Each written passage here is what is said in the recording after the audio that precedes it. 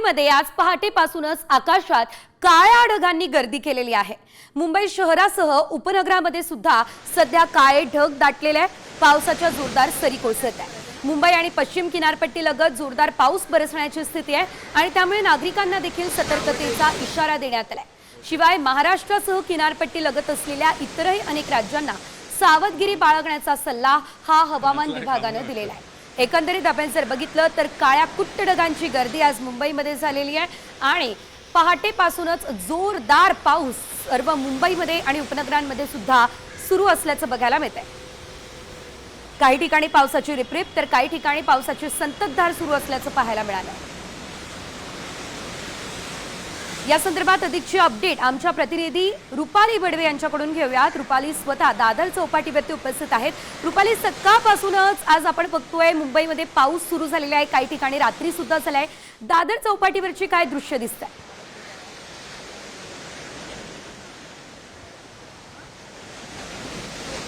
केरळमध्ये खरं तर मान्सून पूर्वच आपण बघतो की दाखल झालेला आहे। वेळेच्या आधी मान्सून त्या ठिकाणी दाखल झालेला आहे। त्याच्यानंतर त्याचे वेगळे जे परिणाम आहेत, वेगळे जे हवामानाचे मधले बदल आहेत ते आपल्याला मुंबई आणि महाराष्ट्रामध्ये सुद्धा खरं तर पाहायला मिळत आहे। सध्या मी मुंबईच्या दादर चौपाटी या परिसरामध्ये आहे आणि आपण माझ्या मागे बघू शकता खरं तर समुद्र खवळलेला आहे आणि त्याच्यासोबतच ढगांची जी काळ्या ढगांची गर्दी आपल्याला या ठिकाणी पाहायला मिळत आहे। मागचे 2 दिवस मुंबईच्या अनेक भागामध्ये सातत्याने खरं तर पावसाने हजेरी लावलेली आहे। मात्र आज पहाटेपासून जर आपण बघितलं तर मुंबईमधला एकूणच जे वातावरण आहे ते ढगाळ वातावरण झालेलं आहे। काळ्या ढगांची गर्दी आहे आणि सोबतच आपण बघतो की या ठिकाणी संपूर्ण अनेक भागांमध्ये पावसाला सुरुवात झालेली आहे। आज रविवार असल्यामुळे सुट्टीचा दिवस आहे आणि त्याच्यामुळे कामावर जाणारे लोक आपापल्या घरी आहेत आणि त्याच्यामुळे आपण पाहत आहोत की मुंबईमध्ये लोकल सेवा असेल किंवा मग रस्ते वाहतूक असेल याच्यावरती फारसा परिणाम होत नाही। मात्र ही दोन्ही सेवा ज्या आहेत ते मंदावल्याचं मात्र आपल्याला नक्कीच सांगता येईल। आपण सध्या या समुद्रकिनारी आहोत आणि आपण पाहत आहोत की काळ्या ढगांची गर्दी झालेली आहे। सोबतच किनारपट्टीवर राहणारे जे सगळे नागरिक असतात त्यांना सुद्धा अलर्ट देण्यात आलेला आहे।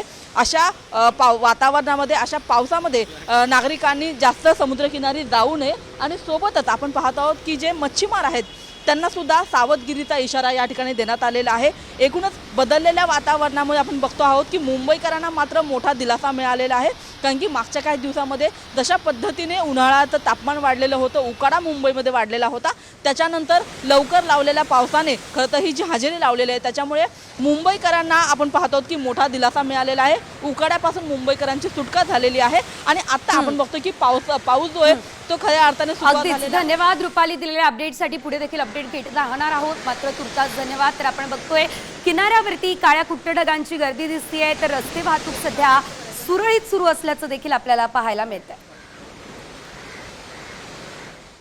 तर पालघरमध्ये पावसानं दमदार हजेरी लावली आहे। पालघरच्या पूर्व आणि पश्चिम किनारपट्टी भागात मुसळधार पाऊस होतोय। आज पालघरमध्ये येलो अलर्टही देण्यात आलाय। बोईसर येथून पावसाचा आढावा आमचे प्रतिनिधी रुपेश पाटील यांनी घेतला, तो पाहणार आहोत। मात्र त्याआधी दृश्य पालघरमधली मुसळधार पाऊस पालघरमध्ये सुरू आहे। येलो अलर्ट पालघरला देण्यात आलेला आहे।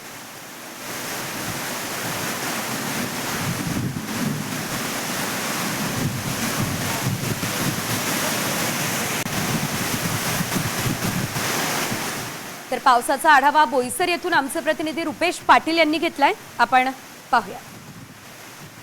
येथे पुढील 4 दिवस पालघरमध्ये मुसळधार असा पाऊस जो आहे तो कोसळणार असल्याचा अंदाज जो आहे तो हवामान विभागाने वर्तवला आहे। त्यामुळे आज पहाटेपासून पालघरमध्ये पावसाची दमदार अशी हजेरी जी आहे ती एकंदरीत सुरू झालेली आहे। मी सध्या बोईसर परिसरामध्ये आपण बघू शकतो की आज पहाटेपासून बोईसरमध्ये दमदार असा पाऊस जो आहे तो कोसळत आहे। एकंदरीत आपण बघायला गेलं तर पुढील 4 दिवस जे आहे ते पालघरमध्ये मुसळधार असा पाऊस आहे तो हवामान विभागाने वर्तवला होता। मात्र त्या हवामान विभागाच्या अंदाजानुसार आज पहाटेपासूनच पावसाला सुरुवात झालेली आहे। एकूणच आज पालघरमध्ये येलो अलर्ट आहे। आज दिवसभर जर असाच पाऊस पडला तर वीटभट्टी असतील किंवा भाजीपाला धारक असतील किंवा शेती करणारे शेतकरी असतील यांच्या मोठ्या प्रमाणात नुकसान जे आहे ते झालेलं आहे। मात्र अशा परिस्थितीमध्ये पालघरमध्ये असाच जर पाऊस सुरू राहिला तर पालघरमधील जनजीवन जे आहे ते विस्कळीत होऊन नागरिकांना काहीसा त्रास जो आहे तो सहन करावा लागेल। रुपेश पाटील, साम टीव्ही, पालघर। तर आपण बघितलं पारगलमधली नेमकी परिस्थिती काय आहे आणि यानंतर आपण नवी मुंबईमध्ये थेट जातोय। नवी मुंबईमध्ये सकाळपासून पावसाची रिपरिप आहे।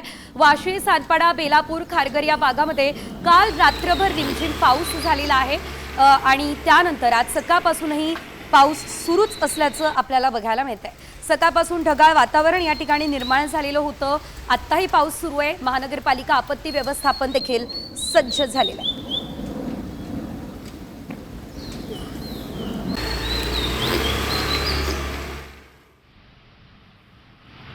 आणि यानंतर थेट आढावा घेऊयात पुण्यातला। पुणे शहरातील काही भागात पावसाची रिपरिप सुरू आहे। उपनगरांमध्ये आणि मध्यवर्ती भागामध्ये सकाळपासून ढगाळ वातावरण। काल रात्री काही वेळ पावसाच्या मोठ्या सरी कोसळल्या तर आज सकाळपासून अनेक भागांमध्ये पावसाच्या हलक्या सरी कोसळल्या असल्याचं बघायला मिळालं।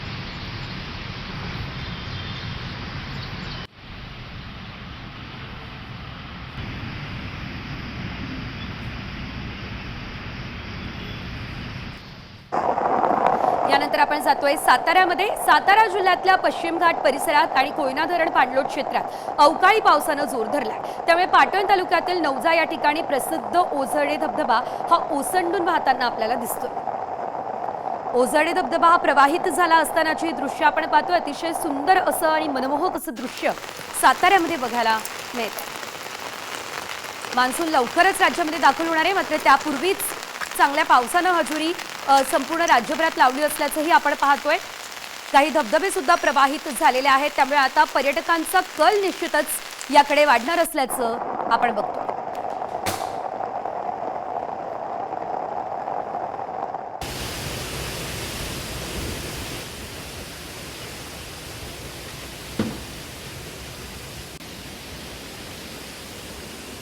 तर पहिल्याच पावसामध्ये ठोसेघर धबधबा सुद्धा वाहतोय आणि त्यामुळे पर्यटकांची पावलं आता ठोसेघरकडे वळताना दिसताय।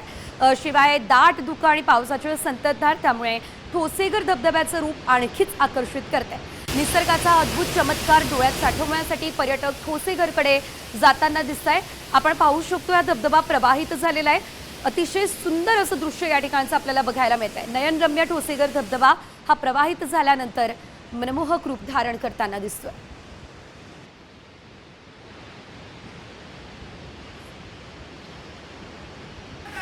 हवामान विभागाकडून आता अकोला जिल्ह्याला सुद्धा येलो अलर्ट जारी झालेला आहे। जिल्ह्यात पावसानं ऐतिहासिक विक्रम हा मोडीत काढलेला आहे। मे महिन्यातील उकाड्यानं हैराण झालेल्या नागरिकांना रात्री पडलेल्या मुसळधार पावसानं थोडासा दिलासा दिलेला आहे। मात्र असं असलं तरी या पावसानं गेल्या 82 वर्षातील सर्वाधिक 24 तासांमध्ये झालेल्या पर्जन्यमानाचा विक्रम मोडलाय। 24 तासांमध्ये तब्बल 66 मिमी इतका पाऊस पडल्याची नोंद सुद्धा झालेली आहे। 28 मे पर्यंत हा येलो अलर्ट देण्यात आलेला आहे। अकोल्यामध्ये सातत्यानं पाऊस सध्या सुरू आहे।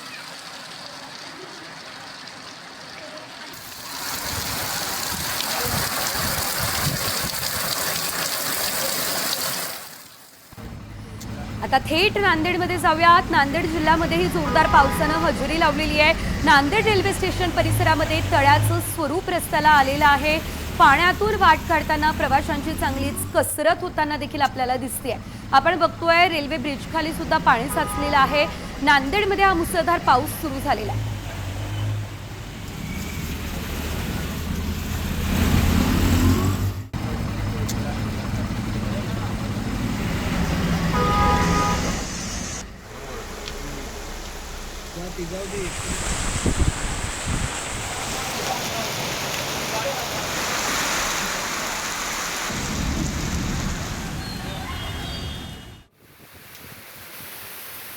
तर अरबी समुद्रातील कमी दाब क्षेत्राच्या प्रभावामुळे कोकण घाटमाथ्यावरती जोरदार पाऊस सुरू झालेला आहे। यामध्ये आपण जर बघितलं तर आता आजही रत्नागिरी, सिंधुदुर्ग आणि सातारा, कोल्हापूर जिल्ह्यांना पावसाचा ऑरेंज अलर्ट देण्यात आलेला आहे।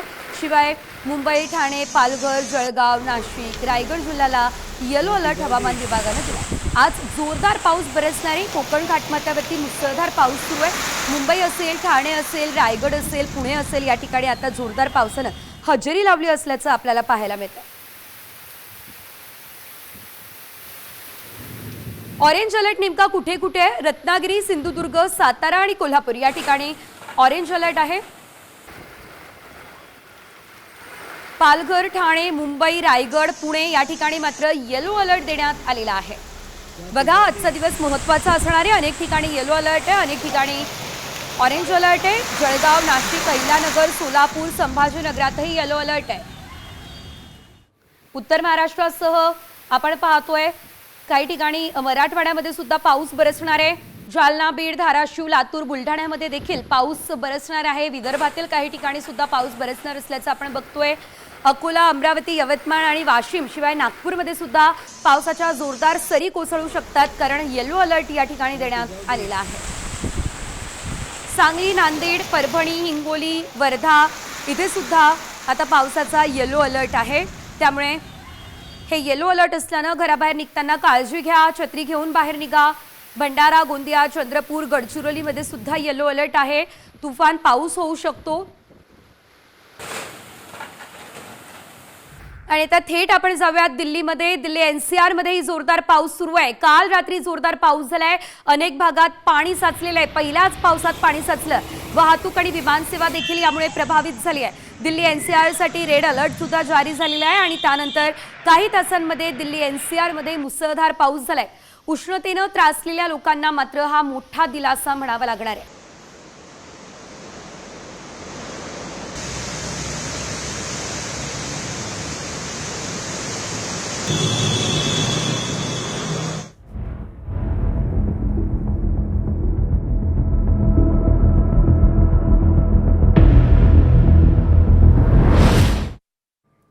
तर राज्यभरातली पावसाची नेमकी काय परिस्थिती आहे ती तर आपण जाणून घेतली. मात्र पुढे काही बातम्यांचा वेगवान आढावा घेणार आहोत. सुरुवातीला बघूयात तुमच्या आमच्या कामाच्या बातम्या. रेल्वे मार्गावरील रुळांच्या दुरुस्तीसाठी आज मध्य रेल्वे आणि ट्रान्स हार्बर मार्गावरती मेगा ब्लॉक घेण्यात आलेला आहे. माटुंगा ते मुलुंड अप आणि डाऊन धीम्या मार्गावरती, तर ठाणे ते वाशी नेरूळ स्थानकांदरम्यान अप आणि डाऊन मार्गावरती ब्लॉक असणार आहे. सकाळी 11:05 ते दुपारी 3:55 हा मेगा ब्लॉक असेल. पश्चिम रेल्वेने आज मेगा ब्लॉक रद्द करण्याचा निर्णय घेतलाय. प्रवाशांच्या सोयीसाठी शनिवारी रात्रकालीन ब्लॉक घेतला होता, त्यामुळे पश्चिम रेल्वेवर दिवसकालीन कोणताही ब्लॉक नसल्यानं प्रवाशांना प्रवास करणं शक्य होणार आहे.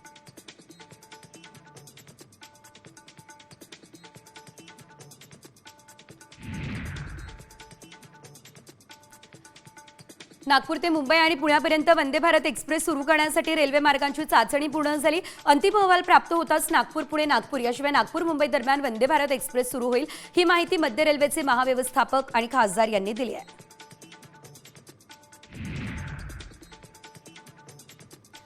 महाराष्ट्र सरकारने इलेक्ट्रॉनिक वाहनांना चालना देण्यासाठी नीती 2025ची घोषणा केलेली आहे. प्रवासी इलेक्ट्रिक वाहनांना पूर्ण टोलमाफी देणारा आदेश देखील काढण्यात आलाय. त्या अंतर्गत मुंबई पुणे एक्सप्रेसवे, समृद्धी महामार्ग आणि शिवडी न्हावाशिवा अटल सेतूवरती हा आदेश असणार आहे.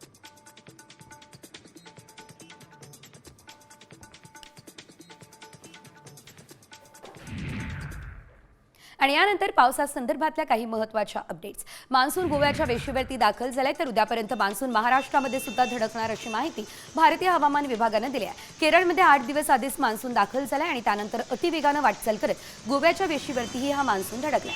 आता उद्यापर्यंत दिवसांमध्ये कोकणामध्ये हा मान्सून धडकण्याची शक्यता हवामान विभागानं वर्तवली. त्यामुळे राज्यातही मान्सून लवकरच धडक देणार आहे.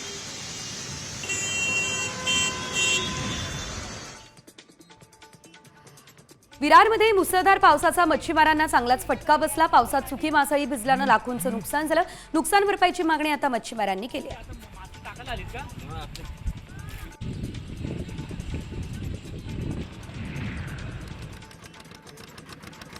मुरुड जंजिरा किल्ल्याचे दरवाजे उद्यापासून पर्यटकांसाठी बंद असणार आहेत. तर मेरीटाईम बोर्डासह पुरातत्व विभागानं हा निर्णय घेतलेला आहे. मे महिन्याच्या अखेरीस समुद्र खवळायला सुरुवात होते. लाटांच्या माऱ्यामुळे शिडाच्या होड्यांना अपघात होण्याची शक्यता असते. पर्यटकांची सुरक्षा लक्षात घेता पावसाळ्याच्या कालावधीसाठी हा निर्णय घेण्यात आलेला आहे.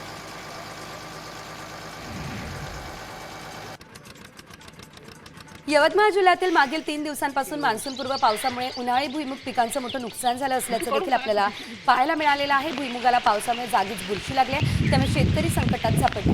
नुकसानीचे पंचनामे करून मदत करावी ही मागणी शेतकऱ्यांकडून केली जाते.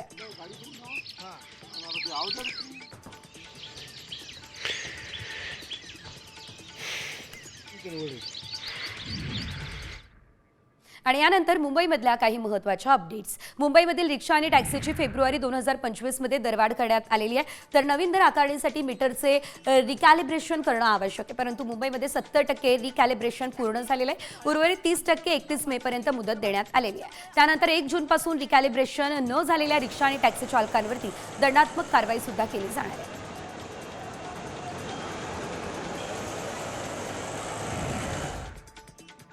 संजय गांधी राष्ट्रीय उद्यानामधील वनराणी टॉय ट्रेन जूनपासून पुन्हा खुली केली जाणार आहे आणि त्यामुळे यंदा संजय गांधी नॅशनल पार्कचा प्रवास सुकर होईल. 2011 मध्ये चक्रीवादळामध्ये ट्रॅक खराब झाल्यानंतर ही सेवा बंद करण्यात आलेली.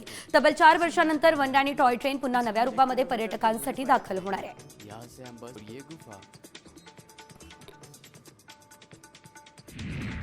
पंजाबहून रोजगारासाठी मुंबईमध्ये आलेल्या एका तरुणाला वांद्रे ते अंधेरी हा रिक्षा प्रवास तब्बल 90,000 रुपयांना पडलाय. होय, अमूल्य शर्मा हा तरुण रिक्षामध्ये चष्मा विसरला. चष्मा न लावल्यानं त्याला अंधुक दिसत होतं. याचाच फायदा रिक्षा चालकानं घेतला आणि तरुणाच्या मोबाईलमधून ऑनलाईन 1,500 रुपयांऐवजी तब्बल 90,000 रुपये आपल्या खात्यात ट्रान्सफर केले.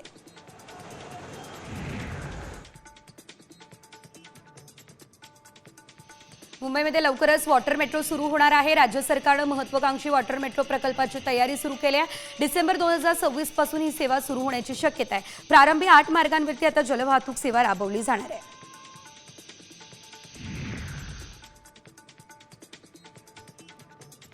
गेल्या 24 तासांमध्ये राज्यात कोरोनाचे तब्बल 54 रुग्ण सापडले. मुंबईमध्ये सर्वात जास्त 35 जणांना कोरोनाचा संसर्ग झालाय. एकाचा मृत्यूही झालाय. ठाण्यामध्ये कोरोनाचे 10 रुग्ण आहेत, तर पुण्यातही 4 जणांना संसर्ग झाला. मे महिन्यामध्ये कोरोनाच्या 186 रुग्णांची नोंद करण्यात आली.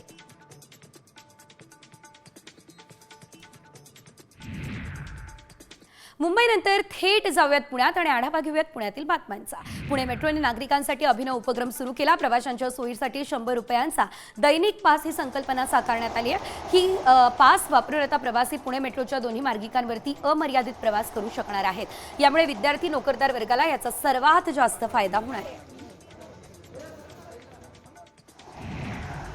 पुण्यातील गुडलक चौक इथे रुपाली चाकणकर यांच्या विरोधात आंदोलन करण्यात आलं. या ठिकाणी महिलांनी रुपाली चाकणकर यांच्या फोटोवरती चिल्लर फेकत संताप व्यक्त केला. चिल्लर चलनामध्ये असते, पण तुमचं सौंदर्य वजा केलं तर तुम्ही चिल्लर काय चलनात सुद्धा राहणार नाही, अशी टीका या दरम्यान या महिलांनी केली.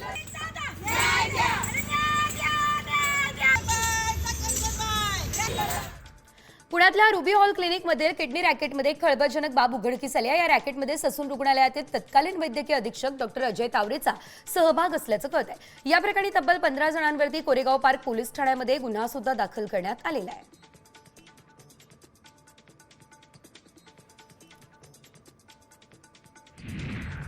पुण्यातील खराडी परिसरामध्ये पुणे सायबर पोलिसांनी मोठी छापेमारी करत बनावट कॉल सेंटर उद्ध्वस्त केला. डिजिटल अरेस्टच्या नावाखाली अमेरिकन नागरिकांना फसवणाऱ्या सायबर फसवणुकीच्या रॅकेटचा पर्दाफाश झाला. पोलिसांनी 100हून अधिक जणांना ताब्यात घेतलं. या प्रकरणी 41 मोबाईल फोन, 61 लॅपटॉप देखील जप्त करण्यात आले आहेत.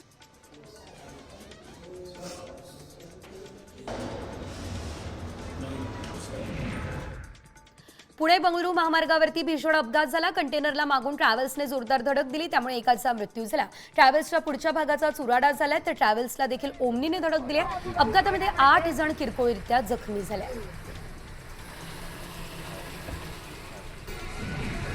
राजेंद्र हगवणे आणि सुशील हगवणे यानं वापरलेली थार गाडी पिंपरी चिंचवड पोलिसांनी जप्त केली.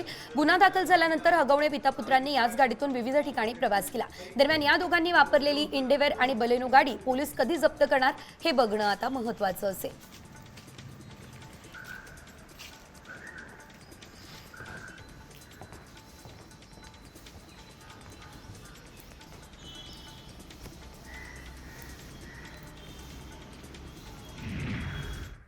आणि यानंतर बघा, बातमी मोठी आहे. कर्जत ते पनवेल लोकल प्रवास लवकरच सुरू होणार आहे. होय, जवळपास 70% काम झालेलं आहे आणि येत्या 1.5 वर्षामध्ये 30% राहिलेलं कामही पूर्ण केलं जाणार आहे.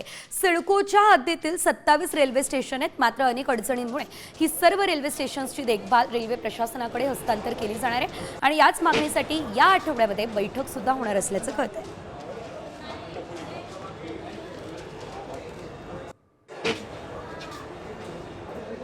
प्रवासी यांच्यावरती चर्चा केल्यानंतर ज्या ज्या सुविधाचा अभाव आहे त्या सुविधा देण्याच्या संदर्भामध्ये मी रेल्वेच्या अधिकाऱ्यांना सूचना केल्या. पनवेल ते कर्जत हा रेल्वे मार्ग चालू करावा ही गेल्या अनेक वर्षापूर्वीची मागणी होती. माझ्या कारकिर्दीमध्ये ते कामाला सुरुवात झाली. आता जवळपास 70% काम पूर्ण झालेले आहे. 30% काम बाकी आहे, ते काही कालावधीमध्ये पूर्ण होते आणि या मार्गावरती प्रवाशांच्या सोयीसाठी फास्ट ट्रेन असेल, लोकल सेवा असेल, हे देण्याचं काम रेल्वे विभागाच्या माध्यमातून केलं. आणि आता बातमी पुणेकरांसाठी. पुणेकरांच्या खिशाला कारण आता कात्री बसणार आहे. 1 जून पासून PMPMLचा प्रवास महागणार आहे. किमान तिकीट 5 रुपयांवरून 10 रुपये करण्यात आलंय आणि या दरवाढीनंतर PMPLला 30% उत्पन्न वाढण्याची अपेक्षा आहे. गेल्या अनेक वर्षांपासून तोट्यात असलेल्या PMPL प्रशासनाची भाडेवाढ करण्याची मागणी होती. अखेर आता या मागणीला मंजुरी सुद्धा मिळाली आहे.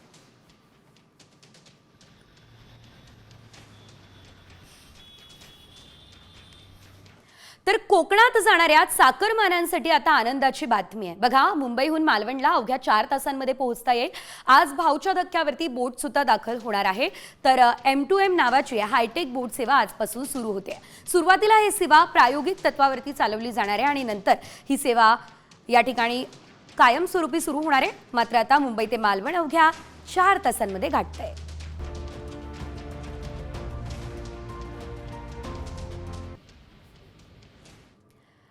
आणि आता ही बातमी तुम्ही अगदी लक्ष देऊन बघा आणि आवर्जून. असं मी का म्हणतेय, कारण तुम्ही नोकरी सोडण्याचा विचार करत असाल तर ही बातमी तुमच्यासाठी आहे. नोकरी सोडल्यास तुम्हाला दंड भरावा लागेल, तसा एक मेसेज व्हायरल झालेला आहे.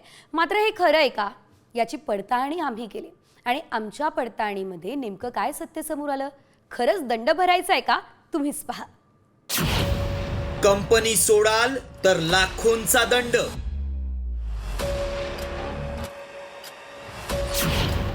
झटपट नोकरी सोडणं पडेल महागात.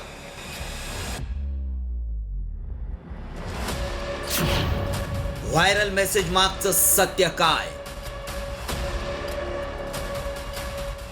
तुम्ही वारंवार नोकरी सोडण्याचा प्रयत्न करत असाल तर तुम्हाला दंड भरावा लागणार आहे. लाखोंचा दंड कंपनी तुमच्याकडून वसूल करू शकते असा दावा करणारा मेसेज व्हायरल होतोय. पण खरंच असा नवीन निर्णय लागू करण्यात आलाय का? कंपनी किती दंड वसूल करते असे अनेक प्रश्न उपस्थित होत आहेत. त्याआधी या मेसेजमध्ये नेमका काय दावा करण्यात आलाय ते पाहूया. वारंवार नोकरी बदलणं तुम्हाला महागात पडू शकतं, कारण काही कंपन्या कर्मचाऱ्यांवर मोठा खर्च करतात, कर्मचाऱ्यांना प्रशिक्षण देतात. त्यामुळे कुणी नियम तोडून नोकरी सोडल्यास कंपनी दंड ठोठावणार आहे.